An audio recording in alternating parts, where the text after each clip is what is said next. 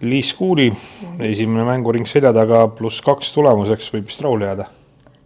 Jaa, ma kokkuvõttes mõtlen, et ma jäin rahule, et arenguruumi on, mulle meeldib niimoodi minna teisele ja kolmandale päevale, kui on veel mõned löögid varu.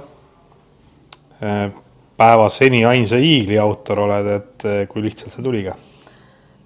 Ma ütleks, et ma arvan, et naised paljud, kes lähevad seal diagonaalis üle lööma, jahivad seda iiglit sealt ja täna mul lihtsalt tuli perfektne drive küll ei olnud, aga perfektne teine raud oli ja siis jäi ainult ära vormistada asi.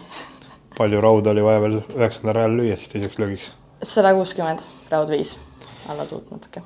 13. rajal olid -2, kas peas hakkas kummitama ka, et äkki mängin esimest korda alla raja paari siin Niitverel?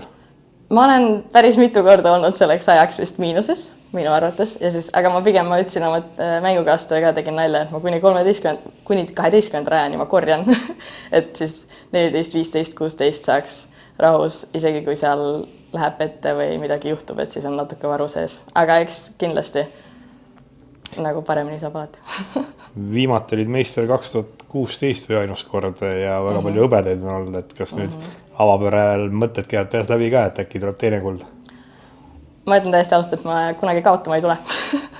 Et ma ikka jahin võitu, aga mulle kõige olulisem on see, et ma lihtsalt ise mängiksin hästi. Kui ma ise mängin hästi, siis mul ei ole vahet, mis koha ma saan. Kes on kõige ohtlikum konkurent? Ma ei tea, kui palju tabelit oled jõudnud vaadata, aga... Ma viimati kuulsin oma mängukaaslased vist 11. teiste tulemusi, aga ma arvan, et siin on praegu Maret Adul kindlasti, Annika mängib tavaliselt suhteliselt stabiilselt ja Riin ja Karola ka.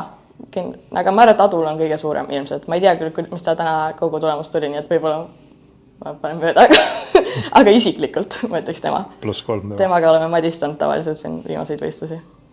Selge, aitäh ja edu homseks. Aitäh!